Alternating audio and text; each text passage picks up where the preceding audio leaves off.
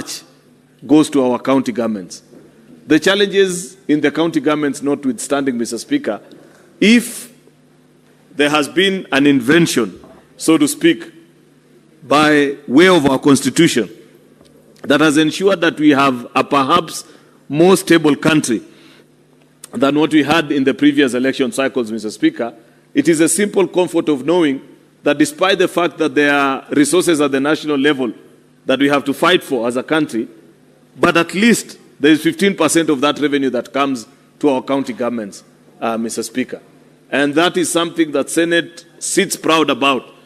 And because I have seen our colleagues in the National Assembly have provided clarity, and they've said they want CDF to be at 2.5%, Mr. Speaker.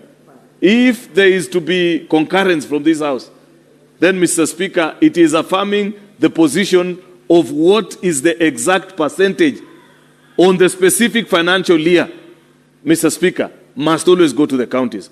This business of the last audited financial accounts, Mr. Speaker, is something that has left counties wallowing in deep debt, Mr. Speaker, and having resources that are not sufficient to run the operations.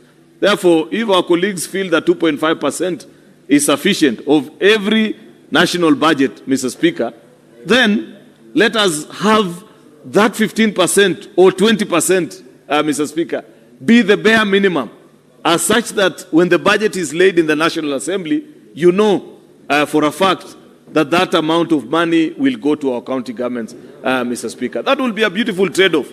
2.5% for CDF, 20% for devolution, Mr. Speaker. And that will be a proper conversation to have. I know there are conversations about, by the time of laying the budget, it depends on how revenue will perform, and so on and so forth, Mr. Speaker. But what about CDF? How comes you want to entrench it, Mr. Speaker, at a particular percentage? Reflect back to the, Mr. Speaker, the budget that has been passed in the last few years.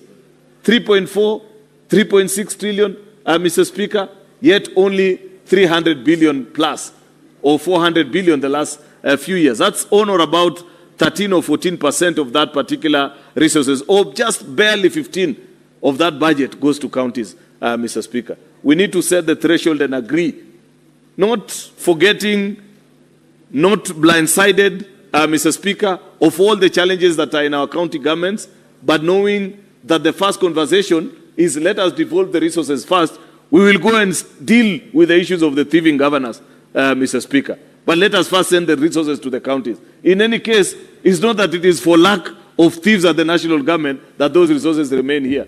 Thieves are everywhere, Mr. Speaker.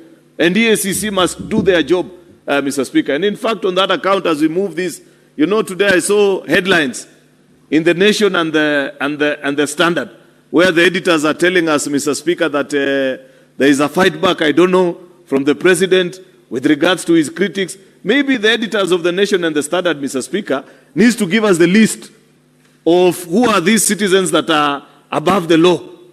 That if you become a Ruto critic, Mr. Speaker, then you can do anything and there should be no recourse to you in law. I thought a criminal is a criminal, Mr. Speaker. If you are found to have broken the law, Mr. Speaker, it doesn't matter which side of the political divide you support. And I thought it is papers, particularly the Standard newspaper, Mr. Speaker, and of lately the Nation, Mr. Speaker, is what continues to drag this country behind. We must rise above petty politics, Mr. Speaker. If a governor has been found, Mr. Speaker, and the institutions of oversight, the EACC and the DPP,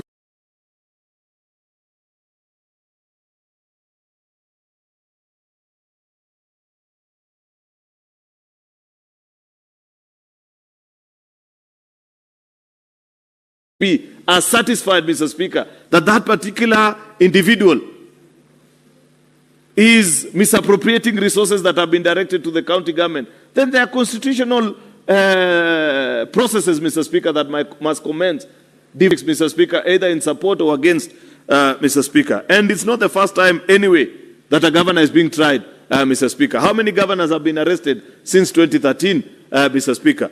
So there shouldn't be a special exception that there are governors who should be untouchable on account of the fact that they are critics of the government. What kind of reasoning is that, Mr. Speaker, that is being perpetuated by our leading newspapers. Anyway, back to the topic, Mr. Speaker, on division of revenue. Under clause 4 of the bill, it stipulates that revenue raised nationally 2025-2026, which is the financial year that you're about to go, and county governments in accordance with the schedule of the bill. Then clause 5, raised nationally, falls short of the expected revenue set out in schedule, the national government shall bear the shortfall. This goes without saying, and that's why, Mr. Speaker, if you listened to me earlier, I had proposed only 15 or 20%. So that if you have a significant shortfall, Mr. Speaker, at least, because in the first instant you had taken 80% of the national budget and left it at the national government, Mr. Shortfall, then they should bear the responsibility, Mr. Speaker. And I must appreciate that that has always been the case, Mr. Speaker, save for unique moments when we've had challenges, like last year, Mr. Speaker, the finance bill, Mr. Speaker, there was a significant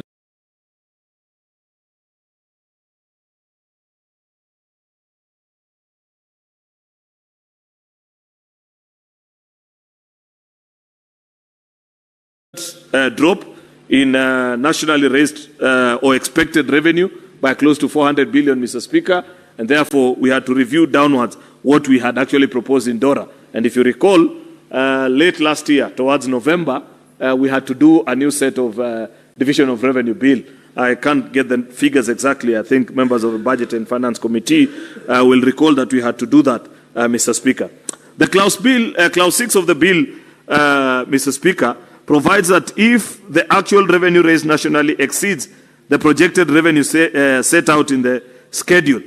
This has never happened, and it will be Christmas, Mr. Speaker, or Ramadan, if you want to put it, Mr. Speaker.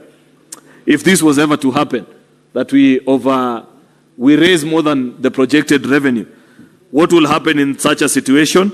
The excess revenue shall accrue to the national government and may be used to reduce borrowing or pay debts. It's just a balance, Mr. Speaker, that if there was to be a shortfall, you bear the burden. But then again, if you're to get a windfall and raise excess revenue beyond what you had projected, Mr. Speaker, this has never happened in all those years, and I don't see the chance of it happening, Mr. Speaker. But if it was to happen, then that becomes something for the, what is it called, the Treasury, Mr. Speaker, to manage our budget books better. I will be looking with more detail what will be the fiscal deficit, because that's the indicator, Mr. Speaker, of how much, what will be the eventual budget that will be projected before we eventually agree on this issue of division of revenue. If the fiscal deficit, and I want our colleagues in the National Assembly to hear me loud and clear, have 4.5%, then we have no reason why we shouldn't be sending upwards of 400 billion to the counties, Mr. Speaker. And I will be speaking to that later when eventually they lay their report